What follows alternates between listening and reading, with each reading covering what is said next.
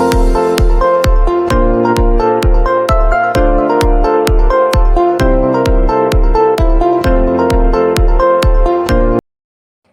Friends, welcome to our channel do practice. तो आज हम करेंगे बिजनेस स्टडीज़ का क्लास 12th बिजनेस स्टडीज़ का chapter number 1 nature and significance of management. ये चैप्टर 1 की 3rd वीडियो है। इससे पहले हम 2 वीडियो अपलोड कर चुके हैं, तो अगर आपने अभी तक वो वीडियोज़ नहीं देखी है तो वो वीडियोज़ एक बार जाके देख लीजिए, ताकि आपको मैनेजमेंट का कंसेप्ट और features of management, nature of management clear हो।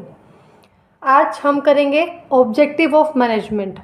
ऑब्जेक्टिव मीन्स कि क्या क्या ऑब्जेक्टिव्स हैं, क्या क्या उद्देश्य हैं मैनेजमेंट के, मतलब कि मैनेजमेंट से हम क्या क्या अपना जो उद्देश्य है वो फुलफ़िल हो सकता है।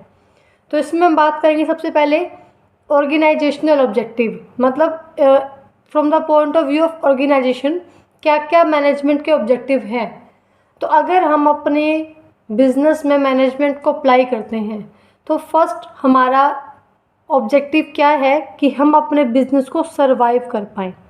सरवाइव मीन्स अगर हमारा बिज़नेस बिल्कुल न्यू है, न्यू बिज़नेस में सबसे पहले हमें क्या चाहिए कि हम सरवाइव कर पाएँ। फॉर एग्ज़ाम्पल, अगर हम कोई शॉप लेते हैं रेंट पे, कोई दुकान किराए पे लेते हैं और वहाँ पर अपना बिज़नेस स्टार्ट करते हैं, तो सबसे पहले हमारा मोटो क्या होगा कि हम एटलीस्ट वो रेंट निकाल पाएँ, या जो हमारे इलेक्ट्रिसिटी चार्जेस हैं, रेंट के जो हमारे चार्जेस हैं, एटलीस्ट हमारा वो कवर अप हो, मतलब हम कम से कम मार्केट में एक बार सरवाइव कर पाएँ। तो फर्स्ट ऑब्जेक्टिव हमारा क्या है, सर्वाइवल, कि सबसे पहले हम अपने बिजनेस का पैर जमा पाए, वहाँ सरवाइव कर पाए, कम से कम हमारा सबसे पहला रेंट निकले। अगर रेंट निकलेगा तो हम उस मार्केट में मतलब रह सकते हैं, सरवाइव कर सकते हैं। अगर वो रेंट भी नहीं निकल रहा आपका, तो मतलब कि वहाँ पर आपका जो बिज़नेस है सक्सेसफुली नहीं चल रहा है, या बिज़नेस आपका वहाँ पे सरवाइव नहीं कर पा रहा है। तो फर्स्ट आपका ऑब्जेक्टिव क्या रहता है, सर्वाइवल, कि कम से कम आपका बिज़नेस सरवाइव करे मार्केट के अंदर, एटलीस्ट वो अपना जो स्टार्टिंग के चार्जेस हैं, फिक्स चार्जेस हैं, वो निकाल पाए। Fix charges for example rent का है, वो जो है निकाल पाए। सेकंड हमारा आता है, अब हमें पता लग गया कि हाँ हमारा बिज़नेस सरवाइव कर पा रहा है, प्रॉपर हम रेंट निकाल पा रहे हैं, मतलब कि तो अगर मार्केट में सरवाइव कर पा रहा है तो फिर हमारा सेकंड ऑब्जेक्टिव क्या आता है, प्रॉफिट का, कि हाँ भाई हमारा बिज़नेस चल तो रहा है, रेंट वगैरह भी निकल रहा है, तो क्यों ना हम प्रॉफिट कमाएं, मतलब कि अपने बिज़नेस में जो है स्टार्ट कर दे लाभ कमाना, प्रॉफिट कमाना चीज़ों का, जो आप पहले बिल्कुल मतलब बहुत कम से कम प्रॉफिट पे अगर हम बात करेंगे, सिर्फ आप अपने चार्जेस निकालने के लिए वो सामान सेल कर रहे थे, बट अब अपना जो कुछ प्रॉफिट कमीशन चार्ज भी कर सकते हैं। जैसे पहले आप 1% चार्ज कर रहे थे प्रॉफिट कॉस्ट के साथ, ताकि आपका जो सरवाइव करने के लिए आपके चार्जेस, रेंट चार्जेस निकल पाएँ, जो आपका किराया निकल पाए, तो अब वो 1 से आप 5% कर सकते हैं, ताकि आपको कुछ ना कुछ प्रॉफिट भी अर्न हो। अगर आपके प्रॉफिट अर्न होगी तभी आप कुछ ना कुछ अपना स्टॉक में सामान ऐड कर सकते हैं, तभी आप अपने आगे बिजनेस को ग्रो कर सकते हैं। अब हमने प्रॉफिट भी कमाना स्टार्ट कर दिया।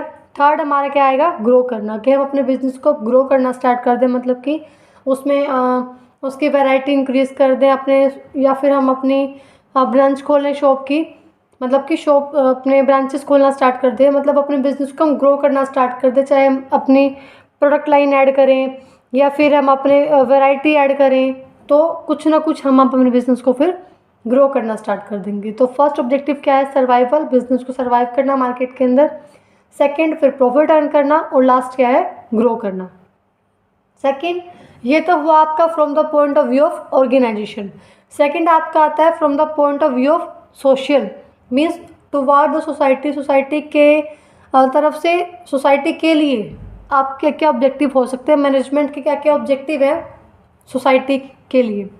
तो फर्स्ट ऑब्जेक्टिव क्या है, एम्प्लॉयमेंट अपॉर्चुनिटीज़, मतलब अगर आप अपना कोई बिजनेस लगा रहे हैं, फैक्ट्री लगा रहे हैं, सबसे पहले आपका ऑब्जेक्टिव होना चाहिए कि आप अपने मतलब ऐसी अपॉर्चुनिटीज़ क्रिएट कर सको जिससे कि आसपास के रहने वाले लोगों को एम्प्लॉयमेंट मिले, लोगों को रोज़गार मिले। ऐसा ना हो कि आप एक मतलब फैक्ट्री चला रहे हो जिससे सोसाइटी को कोई हेल्प नहीं हो रही, तो उस बिज़नेस का कोई बेनिफिट नहीं है, उस बिज़नेस का कोई मतलब नहीं है। बिज़नेस का मतलब तभी है जब आप कुछ ना कुछ सोसाइटी के लिए कर पा रहे हो, कुछ ना कुछ समाज के लिए कर पा रहे हो।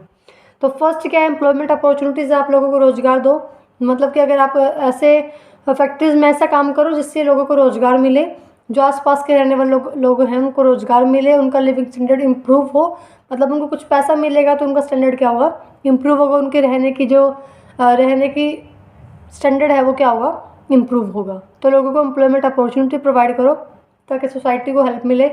सेकंड, सेव इन्वायरमेंट, जैसे केमिकल फैक्ट्रीज जो हमारी होती हैं, तो वो केमिकल फैक्ट्रीज आप ऐसे इलाके में मत लगाओ या फिर ऐसे एरिया में मत लगाओ जिससे आसपास के लोगों को नुकसान हो, या फिर वो जो रेजिडेंस का एरिया हो आप ऐसे एरिया में लगाओ ताकि आसपास के लोगों को कोई नुकसान ना हो, आसपास कोई घर ना हो, आसपास कोई रेजिडेंस ना हो, ताकि वहाँ के लोगों को कोई नुकसान ना हो।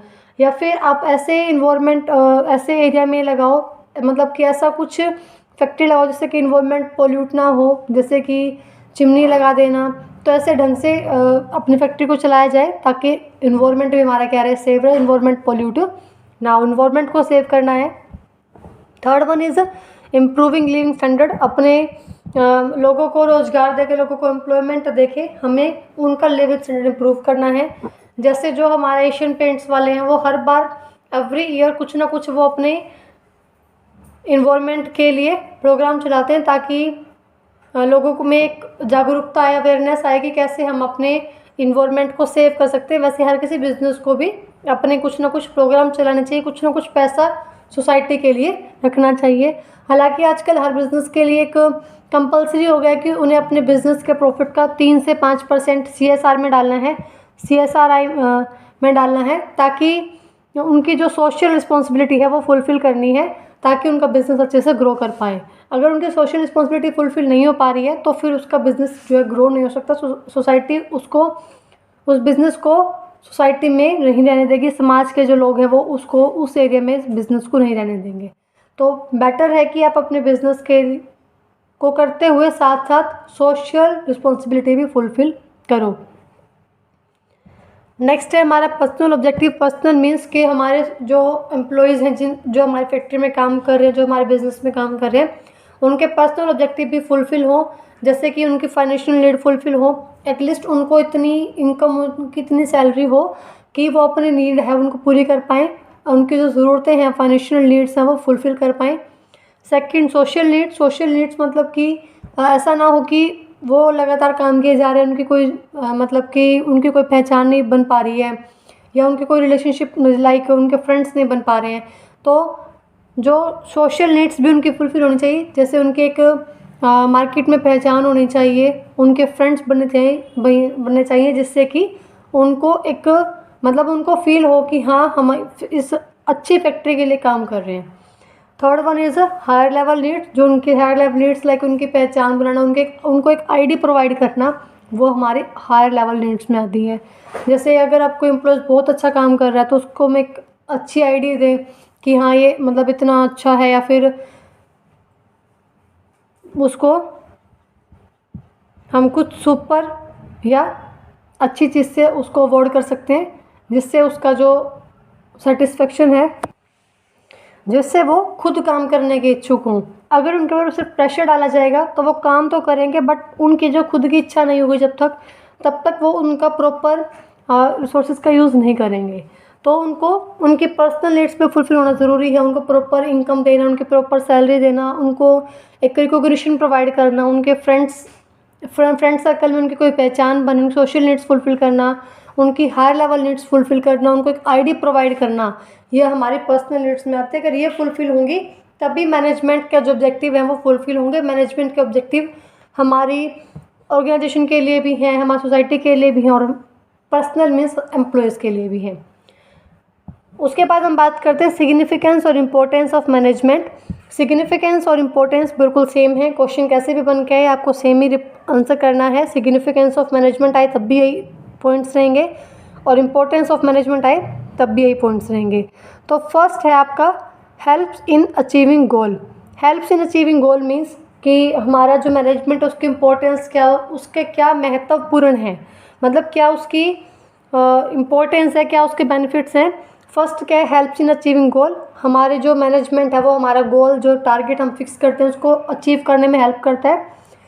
इंक्रीज एफिशिएंसी, एफिशिएंसी इंक्रीज करता है, मतलब कि काम को कम से कम कॉस्ट पे, हालांकि इसका डिफरेंस हम कर चुके थे बिटवीन एफिशिएंसी एंड इफ़ेक्टिवनेस, इन दोनों में क्या डिफरेंस है, एफिशिएंटली एंड इफेक्टिवली, दोनों में क्या डिफरेंस हम कर चुके थे, आपको समझ में आया होगा। I hope last to last video में हमने कवर किया था। तो इंक्रीज एफिशिएंसी मीन्स कि वो काम कंप्लीट तो करना है, बट ऐसा नहीं कि बहुत वेस्टेज कर देनी है, हमें कम से कम कॉस्ट पे वो काम कंप्लीट करना है ताकि वो जो हमारी कॉस्ट है वो कम आए। थर्ड, क्रिएट डायनेमिक ऑर्गेनाइजेशन, हमें जो मैनेजमेंट है वो डायनेमिक क्रिएट करती है, मीन्स चेंजेबल है, फ्लेक्सिबल है, ऐसा नहीं कि कुछ भी वो चीज़ें फिक्स हो जाती हैं। अकॉर्डिंग टू सिचुएशंस हमारे मैनेजमेंट काम करती है। हालांकि नेक्स्ट चैप्टर में हम कवर करेंगे मैनेजमेंट के प्रिंसिपल्स, मीन्स क्या क्या प्रिंसिपल्स फॉलो करने चाहिए एक मैनेजर को, जिससे वो एम्प्लॉय से काम करवा भी सकता है और एम्प्लॉयज़ भी अपनी इच्छा से काम करेंगे।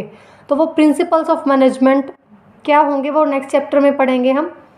थर्ड है अचीविंग पर्सनल ऑब्जेक्टिव, वही पॉइंट जो हमने किए हैं, जो पर्सनल नीड है, जो पर्सनल ऑब्जेक्टिव है एम्प्लॉयज़ के, वो भी फुलफिल होने बहुत ज़रूरी है। तो उनको अचीव करना भी मैनेजमेंट की क्या एक इम्पोर्टेंस। और डेवलपमेंट ऑफ सोसाइटी, मतलब सोसाइटी को डेवलप करना भी इस मैनेजमेंट की एक इम्पोर्टेंस है। हालांकि अगर आपको मैनेजमेंट का मीनिंग अच्छे से, कंसेप्ट अच्छे से क्लियर हुआ होगा तो importance of management, nature and feature of management आप खुद से बना सकते हैं। अगर आपको कंसेप्ट ही क्लियर नहीं है तो फिर आप आगे भी जो है आपको याद करनी पड़ेंगी सारी चीज़ें। बेटर है कि आप कंसेप्ट समझ के चलो ताकि आपको चीज़ें खुद से बनाई जाए, खुद से आपकी डेवलप हो कि हाँ, अगर लाइक हमने इसकी कंसेप्ट में ही किया था कि मैनेजमेंट एक प्रोसेस है जिससे हम गोल को अचीव कर सकते हैं इफेक्टिवली एंड एफिशिएंसी से, ठीक है। तो ऑटोमेटिक उससे क्या बन गया, आपकी दो इंपॉर्टेंस बन गई। तो अगर आपको कंसेप्ट समझ में आया होगा तो आपकी बाकी चीज़ें भी इजीली क्लियर हो जाएंगी। तो आई होप आपको ये कंसेप्ट समझ में आ गया होगा, ऑब्जेक्टिव ऑफ मैनेजमेंट और significance and importance of management. आपको यहाँ से कोई भी डाउट है तो आप कमेंट सेक्शन में पूछ सकते हैं। और आगे इसी तरह की वीडियोस देखने के लिए चैनल को सब्सक्राइब कीजिए, वीडियो को लाइक कीजिए, वीडियो को शेयर कीजिए। किसी और टॉपिक पर अगर आपको वीडियो चाहिए तो आप कमेंट सेक्शन में कमेंट कर सकते हैं। और लास्ट वीडियो में कोई डाउट हो तो आप कमेंट सेक्शन में पूछ सकते हैं। Thank you very much. Video को लाइक, शेयर एंड सब्सक्राइब जरूर करिएगा।